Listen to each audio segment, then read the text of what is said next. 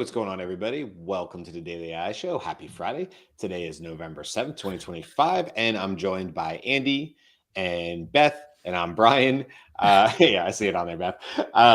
Appreciate you guys being here. If you just happen to find this or whatever, then, just know we do this show 5 days a week at 10 a.m. Eastern, 7 a.m. Pacific. We've been doing this now for almost, I think, 600 shows. Is that right? We're in the 500s right now. Yeah, we're in the 5/8. We're in the 5/8. Yeah, so we're like 2 weeks away from show 600. So rocking and rolling. Still to this date, we have not missed a Monday through Friday. Somebody has always been here to carry on the show. Some close calls along the way, but we've always managed to make it happen. All right, so as always, or as we've been doing, I guess, for the last month or so, we're going to jump into some news topics, and then we got some segments we want to get into as well. So with that being said, I don't know, Beth or Andy, what's the top news topic for you today? Not the top one, but one that I think everybody's interested in, and that is Elon Musk. We have to watch Elon Musk because he's the wealthiest person in the world and soon to be, far beyond the wealthiest person in the world. In this past few days, the shareholders of Tesla voted with 75% of the vote. And I'm going to have a proviso on that in a moment. But 75% of the vote, they authorized a $1 trillion worth of additional Tesla stock for Elon Musk individually. 1 trillion. But it comes with a bunch of requirements. In order for him to earn that stock, he has to do some pretty impressive things, including, I think one of them is there have to be 1 million Optimus robots sold. But that's not a huge number, really, when you think of how many households and or businesses could use an Optimus robot. So that's likely to happen. And then there's a bunch of other things. Now, the proviso about the 75% was that by moving to Texas, Elon made it possible for him to skirt the requirements that would be applied to a Delaware corporation that allowed him to vote his own shares in the shareholding, right? So normally you wouldn't be able to vote for your own compensation package, right? But in Texas, you can do that. So 15% of that 75% was his vote alone to authorize this thing. So now then push it back to 60%, and you can see that if it hadn't been for a number of allies and institutional investors who were afraid that possibly disappointing Musk would reduce the probabilities of a high stock value for Tesla, you could have gotten very close to 45%, and losing the package. Now, I personally think that he has plenty of incentive in his 15% stake. And I think it's a little outrageous to dilute the rest of the company and the rest of the employees, all the stakeholders, by giving himself yet another huge tranche of stock here. Anyway, I mean, what does he need really? Economically, what does he really need at this point? But does that mean that he now is even in an even better position to vote the next time with that? Because that's stock, that's shares. Well, but it hasn't been granted yet, right? There's all these milestones that have to be achieved, but eventually he would have, setting aside further dilution, he would eventually have more than the 15% shareholding he has now by something on the order of value of $1 trillion. Now, I don't think that Tesla is worth $5 trillion yet, right? Like some of the other players out there, but it's probably it's multiple trillions at this point. Yeah, it's an interesting thing. Like I'm sure there's more nuance to this, like you're saying, Andy, but I do wonder what the motivation here is. I mean, it's certainly not.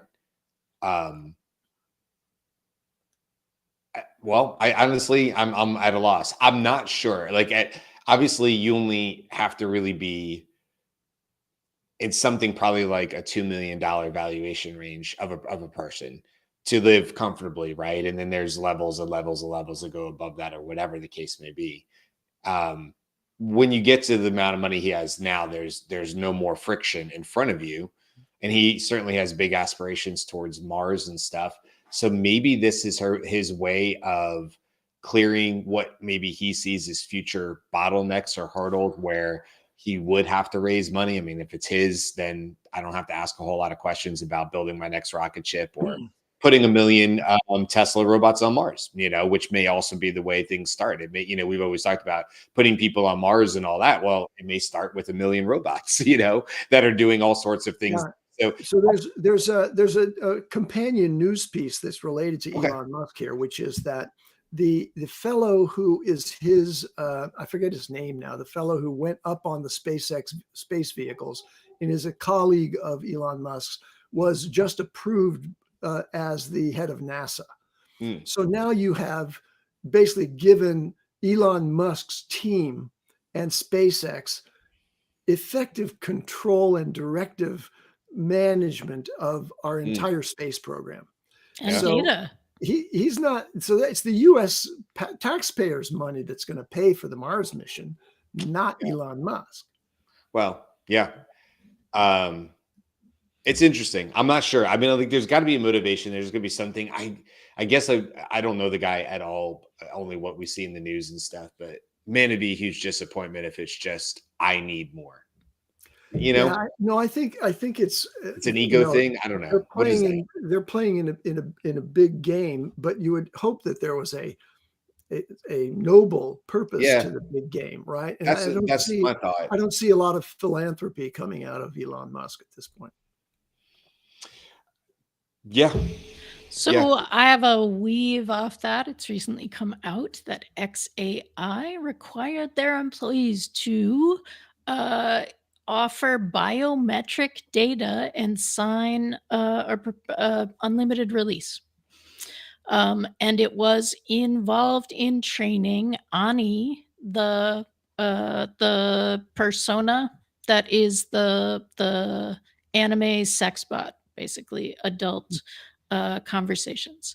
And while the training of that was known, it was not known, I think, prior to this, that employees were required, and it was told that it was a deal breaker for employment there. It was literally a part of their job. They had to offer the biometric data and they had to sign the release. The biometric data was their faces, maybe facial expressions, and their voices. And employees were a little concerned that, outside of all of the things, that signing that kind of data release means that their data could be sold also, not just how it was being used with XAI, but that sort of perpetual release means that you no longer own your face or voice, or you're not the only owner of your face and voice, I guess. Yeah, it's a fiefdom now. So the serfs have had to give up their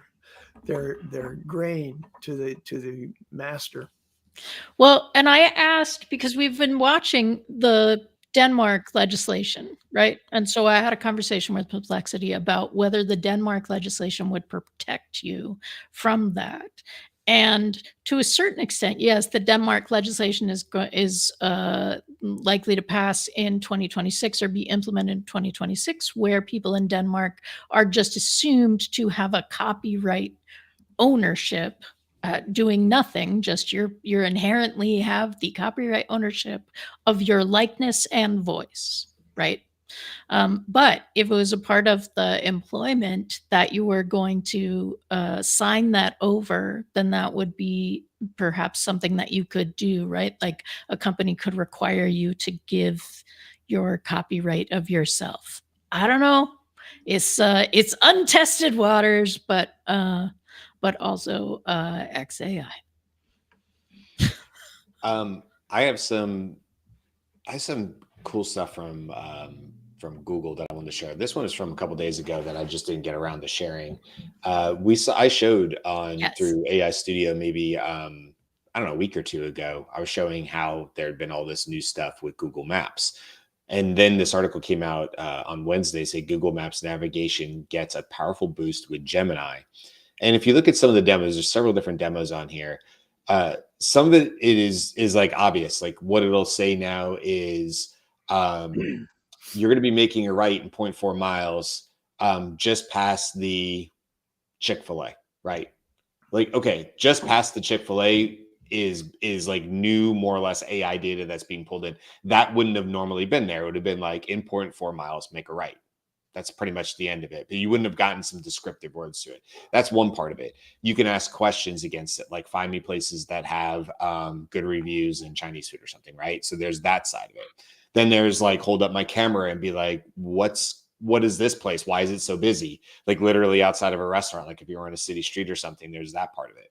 So I find this all really fascinating, and I'm a little sort of, I guess I ruminate a lot. I'm a little low-key obsessed with what can be built off of this idea.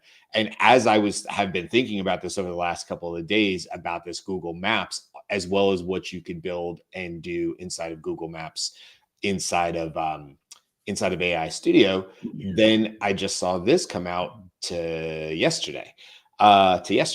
Introducing the file search tool in Gemini API. And this is a RAG system. Now, this isn't revolutionary, but basically what they're saying is like, we're making it even easier using the Gemini models to do simple RAG. Their way they're doing this, Andy, I thought you might find this interesting, is like it says to make file search simple and affordable for all developers, we're making storage and embedding generation a query time free free of charge. You only pay for creating embeddings when you first index your files at a fixed rate of 15 cents per 1 million tokens, or whatever the applicable embedding model cost is. In this case, Gemini embedding 001 says this new building paradigm makes the file search tool both significantly easier and very cost effective to build at scale with. Now, I don't have a lot to compare that in, but I did think of you, Andy, and I go, geez, that sounds really, really cost effective. If you're only paying at the time of embedding, you have the ability to embed, put a lot of different knowledge in files. I mean, hell, we just talked about it at the top of the show. We've done 580 plus shows. That is a very cost efficient way if we decided that we wanted to, in fact, embed every single show. It might be something that, we've sort of toyed around with this for a while, but the models get better, the tools get smarter. Gemini is coming towards us, Google is coming towards us. So it's the bit of the waiting game. But it also says in here that it'll immediately have citations with built in. It'll have the powerful vector search. Here's some of the different documents: PDF, docs, TXT, and JSON, as many common language programming language file types. See the full list. So there's even more than that. And then they got a couple demos here that's like very straightforward. It's like, here's your document, and then I have questions against the document. You can see in this little very quick GIF that it's there. So I bring these two up to circle back to the map thing, because as I was driving all the way over to Daytona Beach from where I live, which is about 3 hours, and back on Wednesday, because my daughter had a cross country meet, and I was sitting in the car, and Amanda said, I want to drive over there. And so she got the really nice through the countryside. By the way, Florida, I know a lot of people don't know this if you don't come to Florida, if you only know Disney or Miami or whatever. But man, oh man, if you cut across the state from where I live to over to the East Coast, you can drive through some of the most gorgeous countryside of horse farms. Andy, it's like, it makes me think of you. I even mentioned you. I was like, Andy would love this. There's just horse farms and orange groves. Not part of the story here, but anyway, should you ever get a chance to do that, it's a lot of windy roads or whatever, but you want to do it during the daylight. I got the during the night coming back through I-4 through Orlando part of the trip, and after a very long day of being over there and the thing, I was in the car like, trying to make the podcast work. I'll listen to this show, I'll listen to that show, anything to kind of keep my mind. And I thought, I'm a dad at heart, at this point. I'm okay with that. I'm 48. I've settled into me. I've always loved a little bit of, history and stuff. And I thought, man, if I can't really see everything, but if I was just plopping along here and Google Maps knows where I am, and we integrate maybe some RAG to this, and we integrate just general knowledge that's geolocated to where it is, and it understands what I like, the topics that I would talk about, history and stuff like that. What would really capture me is if it's like, now in 2 more miles, we're going to come up to something pretty incredible that you didn't know existed or was part of history. This land was all marsh, whatever. And I'd be like, I'm in. Tell me more. How much marshland? What did we do with this marshland? How did we terraform it? When did people settle here? I'm in. Like, that's me. I get it. That's not everybody's thing. But if I'm just plopping down the road, like, that's the AI podcast, if you will, live Gemini broadcast of my future. And I believe this will happen, but I really want to build it too. And I think, man, what they're doing with maps plus RAG plus the other stuff with Gemini, I don't know, guys. I kind of feel like this is now doable. And you guys have heard me talk about the choose your own adventure stories too. And I think there's some overlap there too, where it's bringing in real-time knowledge, history of the area into the choose your own adventure. So I think there's a lot of ways to do this, but I really think it goes along with maps and travel. Yeah. Well, your geolocation when your computer is portable is really important. So maps becomes very interesting as a point of departure for the sort of creation of things like notebook LMs, briefing doc about such and such a place, where you can ask Gemini, a question about that, and it'll kind of use those tools in the background to generate something that's really interesting and informative. You're getting your own sort of interpretive guide, when you're traveling around. But also like Hux, right?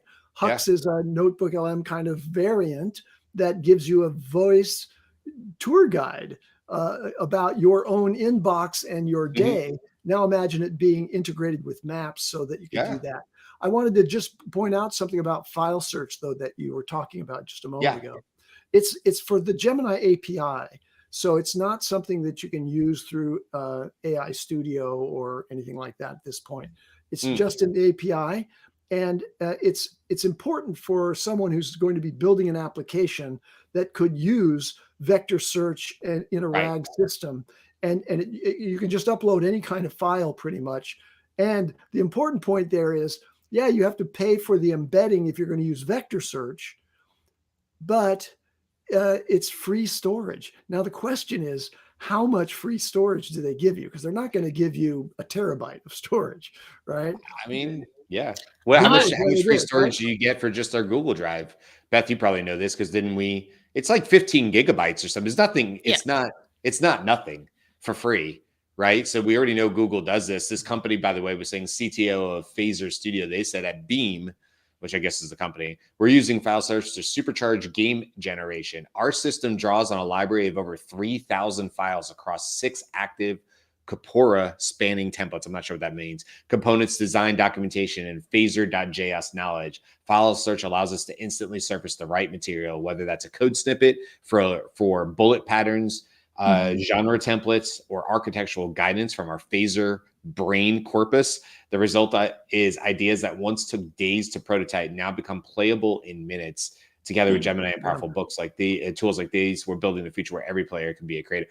I mean, just super cool. That's a big corpus there. That is, right. 3,000 files, It has potential for things like we've talked before about putting a searchable library up about our shows, right? So like all of those, you could embed all of the show data and then create more of that. Sounds very exciting, actually. Yeah. And last thing I'll say about it, like I was talking about, obviously the history and stuff, but just think about kids like going on car trips. One of the hardest things we have little kids is like, I'm bored, whatever, And so maybe, your kid is into dinosaurs or something like that. And you go on that street and it's like in the car and your kid is like, hey, Gemini, did dinosaurs ever roam this part? And it might go, well, not this part of Florida. We don't think, like there's never, whatever. But like, let's have an imagination game. Let's pretend, dinosaurs. What kind of dinosaurs do you think would be right outside your window now? Like I just think of like all these really creative ways. And we always keep talking about, the kids, they're on their devices. And I mean, frankly, we are too. So I'm not pointing fingers or throwing stones at glass houses. But I do think about this when people always get on AI and they're like, it's going to make things worse. It's going to be slop. And I go, here's a way to fundamentally make something better, more educational, more entertaining, maybe both, maybe inspiring, maybe just keeping people awake on the road who are struggling, trying to get back home from Daytona Beach. And I just love this sort of Americana idea of getting in the car for the grand road trip and knowing that if you have nothing else going on, you can play the 2025 version of the license plate game, and you're going to be okay. You're going to have lots to discuss and talk about, and I can imagine in my mind kids saying, I remember that trip to Wisconsin. I remember that trip to Wyoming. Remember we played that silly game about the dinosaurs. Remember, like, I literally think these could be core memories that kids hold on to and say, that was such a fun part of that trip. And you're like, what part? They're like, the car ride. The one thing that's never the most fun part about the trip, So anyway, I'll get off my thing. It's not really news, obviously, other than these two parts of it. But I do get very excited about this. I find myself like wandering into that area and wishing I could just build that solution, because I think it'd be a lot of fun. And like, as you're talking, I'm imagining conversations with you carpooling, right? Your kid and all their friends would be like, shh, shh, shh. No, we're coming up on a really important part. This is going to be great. Yeah, there'd be a lot of eye rolling for my daughter, I'm sure, at this point. But she also has she loves interior design, and she loves things that she loves. And so, I think she could probably make it work for her too. Carl joined us a little while ago. Carl, would just kind of, rounding out the news. And I know you have a bit of a segment, which we can get to when you're ready. But did you have any news that you wanted to bring up? And I think, Andy, you might have one or two others, right? Yeah, I want to weave off of Google, Sure. but moving over to the chip space. So Google, has been building tensor processing units, TPUs, not GPUs, that are focused on AI inference and AI training. Well, they just announced their 7th generation tensor processing unit, which they call Ironwood, named after the band that Jude Simmons and I are in. It's called Ironwood. Anyway, no, that's not real, but actually that part is real. And I live on a street Not called named Ironwood. after it. So anyway, you'll never forget Ironwood, because Ironwood is the name of this new TPU, just like Rubin was the name for the chipset that NVIDIA moved for. They have names for them plus designations. Well, this one is a kind of an NVIDIA killer. So here I want to give you some stats on this thing. So it delivers 4,600 teraflops of performance, and it has 192 gigabytes of HBM3E memory. That's, I'm sure, a very good memory. So it has a bandwidth of 7.4 terabytes per second. So this is a massive speed of acceleration for AI. And importantly, unlike the NVIDIA GB300, right, their Blackwell series, they can bang all of these together up to 9,200 accelerators coupled together to create, here's the comparison, to create a data center basically for AI inference and training that can do 42.5 exaflops of training and inference, which is far beyond what the GB300 system, the NVL72 system from NVIDIA can do, which is just 1/3 of an exaflop. So compare 42.5 exaflops to 1/3 of an exaflop. So the Blackwell GB300 has just been far surpassed in terms of design for a massive acceleration. But you got to believe that NVIDIA's got the next generation in the hopper, right? But anyway, Google is right there, and maybe even passing up NVIDIA with their TPUs. That's crazy. And that impacts Anthropic, right? Because Anthropic just announced a massive buy. Oh, right. Yeah. Yeah. I just want to throw, because it's funny, I just want to throw this on there. It's a Good Friday thing. Greg said Ironwood, one of my college nicknames, but that's not important. I appreciated that, Greg. Thanks for the laugh. It's just a bit of silliness on a Friday. Okay, now, I heard you say Good Friday thing, and I went was it your bros who gave you that name? Or was it... Moving on. But I heard it religious. I was like, this is a Good Friday thing. And like, oh, yeah. What? No, not yet. Do you have a last one, Beth? I have a clarification based on an earlier news story this week that talked about the perhaps now misspoken of the CFO Sarah, I don't remember last name, of OpenAI saying that we would like government backstop to help us with our investments. That has spun, and Sam has now published a clarification saying, absolutely not. We do not seek nor want government guarantees. Stop with whatever sell-off is happening in the markets. Yeah. And Sarah Fryer's remarks that those were taken out of context. That is not what they're looking for. So I think I have to. I'm glad you made that note, because that I might have to fix that on the newsletter for this week, if I'm not mistaken. I think I saw that as a newsletter. Yes, it was market news reactions. I just wanted to point out that Meta has lost 17% of its value since just a number of days ago.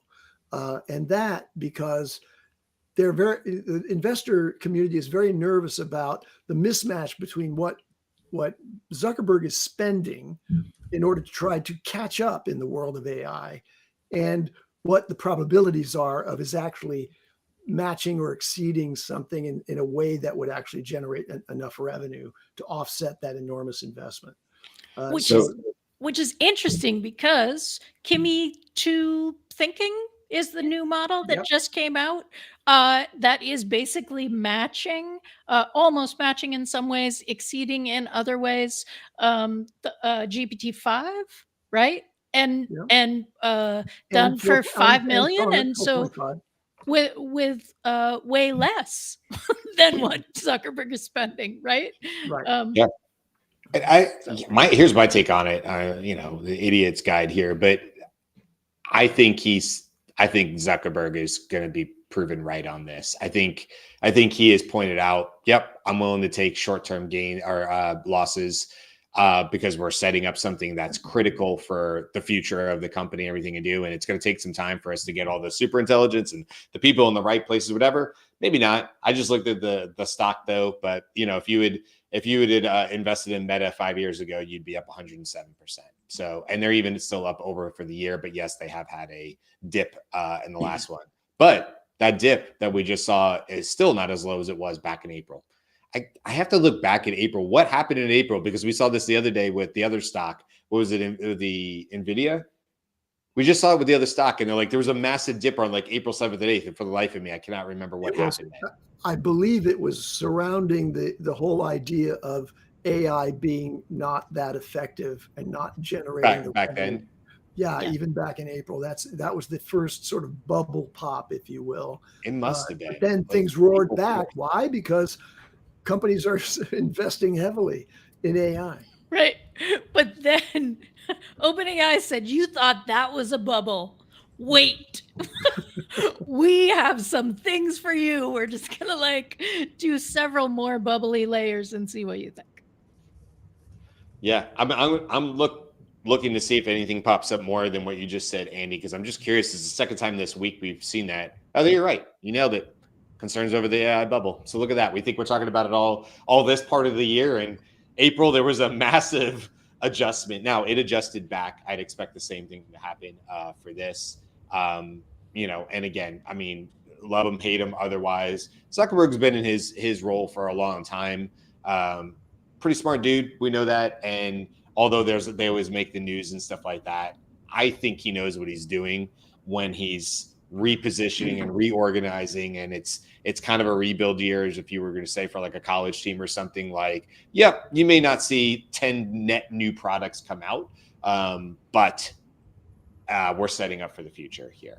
So we'll see, I guess. They also did this for Metaverse, and that didn't work as well. So that was I thought that was largely based on Llama, right? We're gonna build the open source model that everybody's going to use. That's not true if China's building better open source models potentially. Yeah, here's because Meta made a big splash at the outset by offering their Llama models as open source and sort of staking a claim to the open source space. But the Chinese open source models are superior. And remember, Llama 5 came out and it was not that impressive. And so you have all these cascades of impact on the Meta stock price. Here's another little tidbit. Meta Platforms internally projected, meaning that somebody released this internal projection, internally projected that 10% of its revenue last year, $16 billion, came from ads promoting frauds. Yeah. Scams, those kind of things. Yeah. Yeah. Yeah.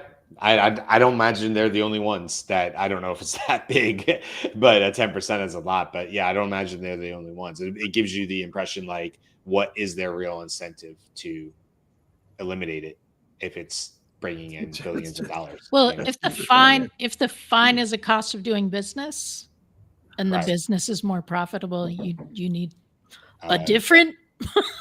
Jeff Bezos hedges. We've talked about it. He's willing to pay the $90 fine per day to have his 20-foot tall hedges around his house in California. He's not incentivized to stop paying those fines.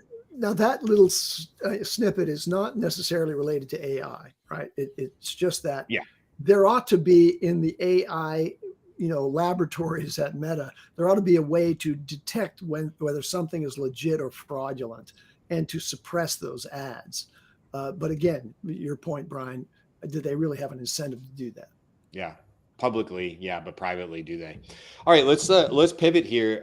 Karl, I'm going to hand over the floor to you. I know you wanted to share. It was going to come up earlier in the week. I think we bounced or whatever it was. We didn't get to it, but we're here. It's Friday. I purposely stopped the news so we don't keep going too far. And the floor is yours, sir. Yeah. So the segment's kind of more open-ended, but what it was really about, like, kind of related to training and like using AI for your career. And I think, like, so I put it into my presentations here. And then, okay.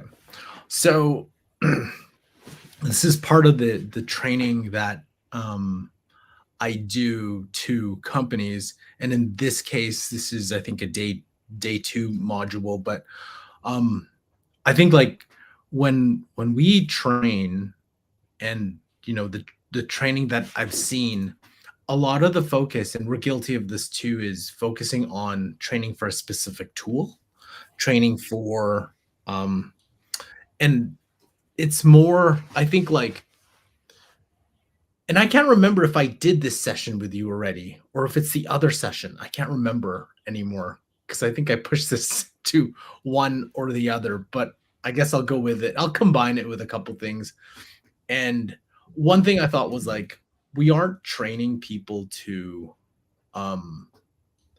actually problem solve with AI. It's more, hey, how do you use this tool? How do you prompt for this tool? How do you do the best this to build this? And it's like, that's great, but that becomes very difficult when your business does not have said specific tool or has gone with this thing versus this thing. And it was pretty apparent with one company where one person said, hey, I know how to use this tool, but I've never used this before. So, and this company was like, they knew quite well about Copilot, but they don't know that much about ChatGPT because that company was Copilot shop. This company is more ChatGPT shop. So, and you think that they would know, but the training involved with Copilot was more in depth than others. I think why I'm just showing this is that we're not, yes, prompting is important. Yes, that stuff, but it's also all the stuff that goes around. Everything just your general use in AI. But I think it's sort of a catch-22 because we always say that there's two gaps. One is, the first gap is between people who use AI daily and frequently and those who don't. But then there's another gap with those who use AI daily and frequently and those who use it to its full capabilities. And both of those gaps is because the space is moving at the speed is pretty quick. And I think that space, especially those who use it daily and those who use it to its full capabilities, that's even larger and larger and larger because of just think about it. Last year we had those 12 days of shipments. Like there's a lot of inkling that there's going to be another set of releases this coming up. There could be a lot of releases, and when those releases come, right, they show up whether you're on a Gemini user, whether you're a Claude user, whether you're a ChatGPT user, whether you're a Grok user, you'll see those features, but it's not like you're not just going to use it. There's too many there, and most people don't use all the features anyway. But I think back to this, it's really understanding just skills that are transferable from tool to tool to tool, but also transferable as in these are the things that keep you employable too. Like, how do I do this in this in this tool, in this context, in this situation, regardless of what you have, you can start understanding. But the thing is, to gain these skills, you need to be using it regularly and have access to some of these capabilities. So for example, hey, which tool is better for, let's say, working on Excel? One could argue that Claude with its Excel capabilities is, to me, stand out right now. You can do some of that stuff in, let's say, a ChatGPT, but making sure you prompt with Python on it. But this makes it a lot easier, especially with a very heavy set Excel, pivot tables, multiple tabs. Like, I've tested it, like I'm on Claude Max, it's fantastic. And ChatGPT has a little bit harder time with more complex documents. You can break now. How do you rectify that? Oh, you decompose that problem that you're solving into smaller pieces so you don't have the model trying to do the entire sheet. But while somebody can teach you that, you have to actually, the only way you can do it is continuously use it. But to continuously use it, do you have the tools that you can use it? And it's kind of like, for a company, are they going to provide you this? All of this? Probably not. They're going to provide you one, and that's kind of the go-to, and you'll probably get some sort of basic training, but you'll get frustrated because it can't solve your particular problem. But if you knew that other tools out there can solve different problems and are better for certain things, it'll make you more confident. It's sort of like, can you see that catch-22 that's kind of happening? Because there is no one size, there is no one tool that can do it all the best. There are tools that are better, and then you get into the nuances, right? It's like, this tool can do it a little bit better, but my problem is this, so I would go with this because this tool, even though that tool could do it a little bit better, this can do it the way that I wanted to do it. So it's getting, and then you have to start taking into account the memory aspect too, as the more and more you use one tool or other, it remembers.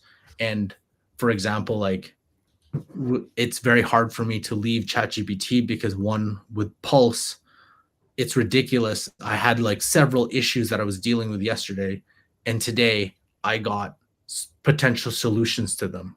They're like, hey, yesterday you were talking about what was it, like connecting MCP to this skill and then running it here. This is how we would do it. Or in terms of BigQuery, this is how you would layer this on top of this to ensure your MCP works. Like, I'm getting that feedback, and it's crazy because I was trying to problem solve it yesterday for specific use case. Now I got potential use cases, potential solutions today. Awesome. Because while I wasn't expecting it, it's nice to get it. And you're like, oh, wow, I didn't even think about that. Let's try that. So, but going back to this, I think when we're training people, it has to be beyond the tool set, even though you're kind of training for the tool set. But how do you train above and beyond the tool set? And, I think we were talking about this with Brian earlier, like, the way you're training is a little bit beyond that, but also it's like you're training in a sales environment. We're training also like in different places too. And trying to train accountants trying to train HR people, trying to train business operations people, there is differences in how they approach the problem and how they think. And I think that's kind of, that to me is the next level of AI training, going beyond, basic training, basic tool trainings. Like, what I'm actually learning more and more is a better solution than just getting pilots is literally half a day, just sit with that team and we just workshop it. And what's nice about us is that we have access to all the tools. And we'll just we workshop it, and then we'll say, hey, that doesn't work with this, but let's switch it to this and let's run it that way. And I know companies all can't do that, but that ability can show, gives the confidence to people who are either skeptical about what they use or just are frustrated. That workshop right there, so many times has opened so many people's eyes, which is unfortunate for the IT team. They're like, I don't want this, I want this, because we actually executed and ran it and solved my problem with this. I want this now. So sometimes we cause a little bit more problems, but we also empower the people's oh, it isn't actually a new tool. It's more of how you think through it, but you need this tool to do it to solve your problem. Yeah, I think that's, I've heard you talk about it, Beth, with Rob Lennon, I think to a certain extent, and in your training. And I know right now you're also currently doing the 14-day thing with Rachel Woods. I've heard her talk about this. Obviously, I'm doing I'm in the middle of a sales agent certification course that I built. But everything you said, Karl, I agree with it all. It really does come back to the idea of literacy might be one way to say it, but I do really think fluency is a better word for it. It's this idea of getting to a point where you feel like you can communicate and speak with AI. And you're right, that doesn't sit at the tool level. That sits above that. It's more like an umbrella. And when people understand broad capabilities, they have more fluency on, well, I don't know a tool that can do this, but I do know this is plausible. It's in the realm of plausibility. Therefore, the question is really, how will I go about finding the right tool to solve this? Not, is this even possible? And at least for I'm curious what you guys think, but at least in my use case I'm with you. You will uncover way more sitting down, having just an hour conversation with people than you will trying to put them through a specific type of training maybe on a tool or a ChatGPT, because in most cases, they're not even aware of the art of possibility. It's not their fault. It's just that they're not aware of it. And so some of my favorite conversations with clients are when you just get to listen to them 10 seconds into whatever their statement is. You already know there's a solution for it. And then you just wait for them to fully work it out. They're the expert. And you're like, yep. Okay, the good news is there's a solution for that. This is how we would go about doing that. There might be two other ways to do it too, but this is one way we would go about doing it. And just to it's fun. I mean, that's probably the most fun part about the job, is watching people's face light up and go, for real, you could do that? And you go, yeah, there's literally nothing you just said that makes me think this is a problem. Now it could be difficult to build. I'm not saying that, but fundamentally, is it an AI solution? Yes, it sounds like it's an AI solution. That's super fun to do and get on calls with people. So I agree with you, I guess, is what I'm really trying to say, is it's really not about teaching tools. That's not where the big wins are. It's what I would call fluency, what I've heard I didn't come up with that, what other people have called AI fluency, because that seems to be the best wording for what I think most people need. Yeah, and I think too, a tough part of that would be, one, you have to be to get that skill, you have to be using it literally every day, right? And most people use it daily, but in a way that's just a glorified Google, right? So that's one piece. And then I just noticed it's because work in the space, access to most of the tools, you kind of know, okay, this doesn't work for that, but if you do this and this, or you combo it, then you actually get that output. But then it's very hard to teach that to understand both the tooling capability, how you would break it down, how you'd be like, hey, one part of your problem, you probably want to take it to Claude, but another part of your problem, you could take it to GenSpark. And then some people are like, oh, why don't you just all take it to GenSpark? It's like, yeah, but GenSpark can't do this, or it's terrible at this. But if you do this, and this, you put it together, it does the best possible thing. But there's no way to teach that type of combination because people don't know what is. And don't get me wrong, like in the creative space, I know people are just like, hey, if you take this with 11 Labs, but you put it into this, then you put it into Kling, but you know what's better is actually Runway does it better here. And the combos that they come up with is outstanding, but you can't do that with just a VO3. Like to combo certain tools together to get the best possible output, that's a skill on its own. But you have to know all these skills to be able to put that combo together and have access to them, which I think is kind of difficult right now in this space because there is no one tool to rule there is none because everyone's moving. The space is just moving way too fast for that. So this is making the case to have one or a group of really AI focused employees, because what you're talking about in terms of being able to dissect and understand how you're going to, what the task is the intern rule, right? So it gives the power back to the person who knows how to explain it to the intern because they're the subject matter or process expert in that specific thing. And right now they're using you as the AI people, right? So like we have this, and you're coming in for your training. Let's workshop it. Let's do that. You could outsource that, but it's also a reason to have someone on staff who is your in-house. I do this all the time. And people come and say, hey, so I have this kind of situation. This is my intern explanation. And in fact, this is what Rachel does for AI Ops as well, right? To breaking it down so that you can explain it to an intern. Because also, if you've broken it down into those segments, now you can evaluate each segment to see if it's successful. And now you're really at a place where you can start to automate. And that's the long sort of trail of this. But yes, I love that we can give power back to the subject matter expert, to the process expert. Last thing I'll say really quick on that is like Rachel Woods has been putting out a like 7, I can't remember what she calls it, like 7 or something from I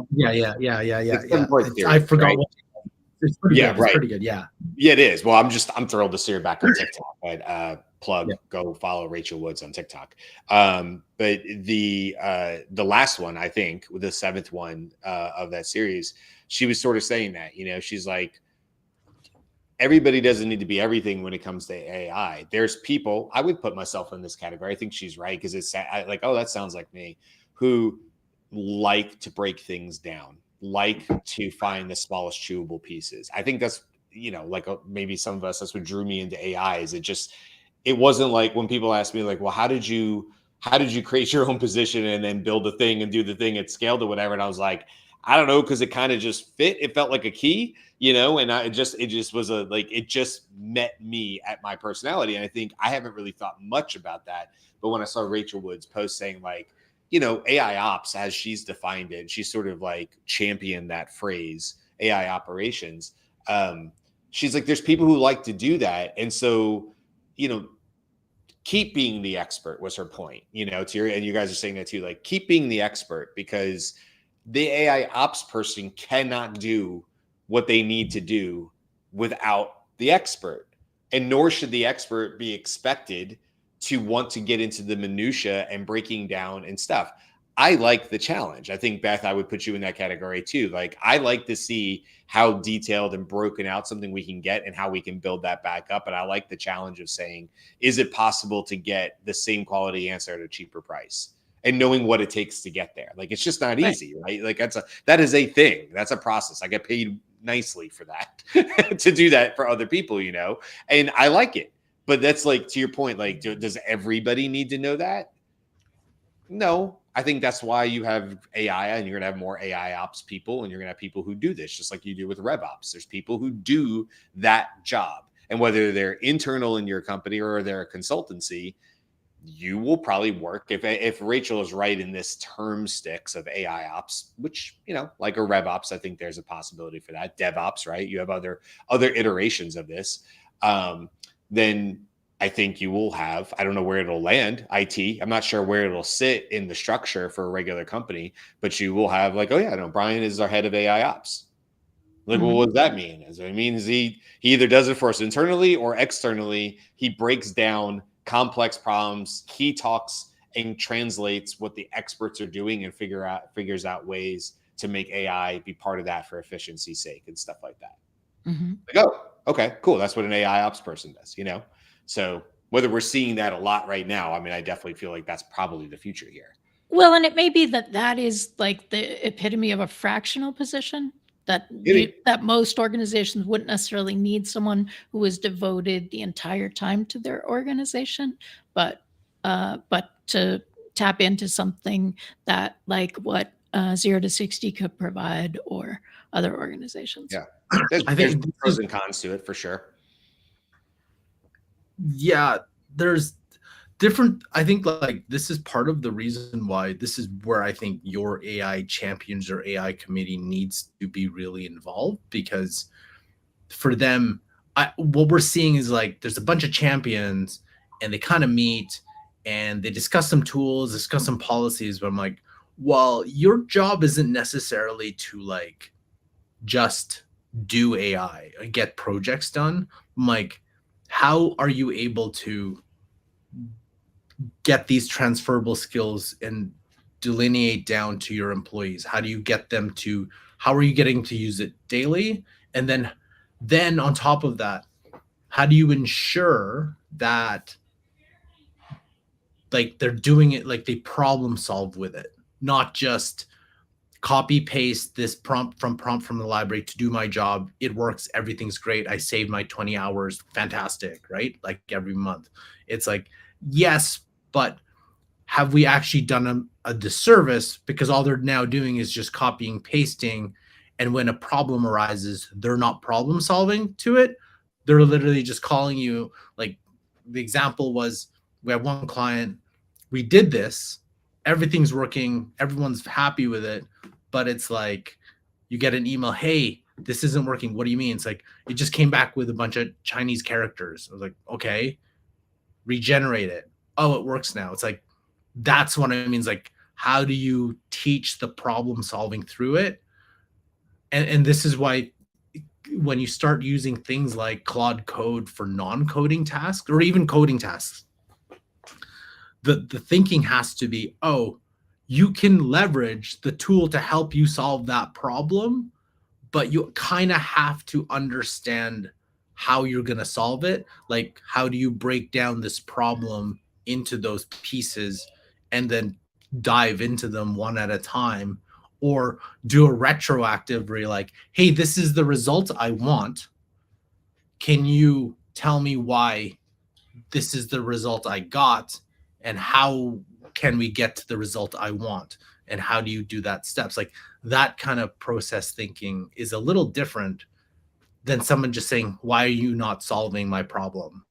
Like, right. Solve my problem. And, okay, doesn't work, it sucks. And going in and trying to teach people, prompt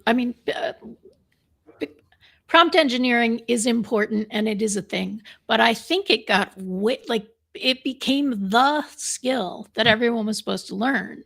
And if you are not clear in the example that Karl's giving, if you say this is what we put in and this is what we got out, some of that may not be the prompt wording, right? What you got out is not based on that. Whereas if you bring a prompt and say, I gave this prompt, this is what happened, now we're missing the piece. Right? Like there's just I think a little too much emphasis on, well, you shouldn't use ChatGPT like it's Google, you're prompting wrong.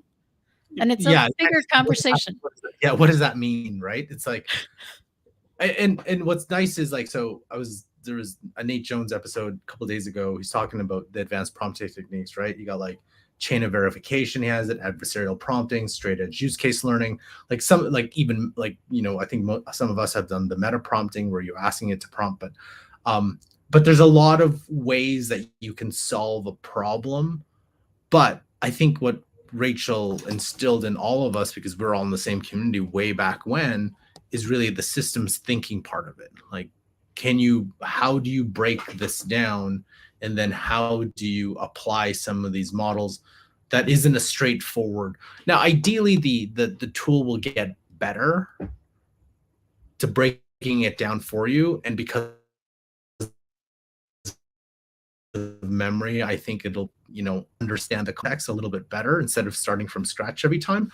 But some of these techniques still super, super useful to have that, right? It's like, and then also to recognize, hey, this hallucination or this thing is not right. And maybe a simple, hey, just if you don't know, you don't know. Like, don't make it up. Don't, like, just if you don't know, you don't know. That's cool. That kind of stuff. So I don't know. It's a tough, I don't know how to, like, there's no best practice way to how to apply this in a space that's moving so fast, where you need to not just know the capabilities, but also using it on a daily basis. But at the same time too, those capabilities could change and get gobbled up. And you're like, well, I have to relearn that capability because it's that combo that I used to do is actually more efficient, but I didn't know that there was another piece that made it even better, but I just wasn't paying attention. I was on vacation for a week and they dropped that without telling anybody, right? They're just like, oh, we just put that in. And yeah, I think you don't get into AI and do what all of us do unless you can at least be comfortable with the idea of a lot of hours of your work finding their way to the cutting room floor due to no fault of your own. OpenAI, I will say, we don't have time to get into it, but OpenAI changed something in their model between Monday and Tuesday and greatly broke a lot of my GPTs. I still have no idea what they changed. And that's rough. Those will make for some rough days. But I think ultimately I go, yeah, but also how lucky am I that I get to work in something that's not static? You know, it hasn't been the same since 1970. Like, everything is new and fun and interesting, and you get to poke and prod. But I also understand that that's not everybody's thing either. Like, I know plenty of people in my life who would rather have the stability and go, this is the job I do today, and God willing, it's the same job I will be doing in 5 years, and I hope to retire in 10. You know, and it's like, that's just never really fit me. So AI is a good fit for my scattered, more or less shiny object brain, I think. A certain percent of, like, the off the cuff consultant conversations that I'm having and that I hear other consultants talking about are, hey, am I going to need to know this before I retire? I'm going to retire in 3 years. Yeah. Like, can I get away with it? Yeah. I'd be doing that too, by the way. Yeah. I think about that a lot. I would not be retired yet, but based on when I first started as a firefighter and where I am today, I would only be like 4 years away from retirement. That, like, kind of blows my mind. Wow. So I'm not 3 or 4 years away from retirement, unless Amanda's in my master plan to move to Portugal comes to fruition, in which case maybe so. So There you go. that's the plan. This all right, was a guys. great conversation, Karl. Thanks. Yeah, Really. it's awesome. I love that. Thanks for sharing. You did have people asking you to share the whole deck. Maybe you can figure out a version. Yeah, I have to figure out how to. Yeah, non-client facing, scale Yes, down. yeah. But if Karl does share it, that will only exclusively happen inside the Daily AI Show community, which is yet another reason why, if you like what we do, you should join that community. It's in Slack. It's free. There's literally no reason for you not to do it. Go to the dailyishowcommunity.com if you want to do that. Hey, I was talking about the newsletter earlier. That'll go out on Sunday. You can go to the dailyishow.com and sign up for the newsletter. It's also free. We have a Conundrum episode. It's about micro consent and whether you can, let me look at the term here, is privacy an economic asset? It's pretty cool. It's a cool Conundrums. So that goes out tomorrow at 10 a.m. on our podcast platforms. So you can go check that out. That's always a fun one. I think that's it for the week, if I'm not mistaken. Karl had a drop. So we will say goodbye. Have a great weekend. And we will see you back here bright and early on Monday morning. Until then, guys, have a great day.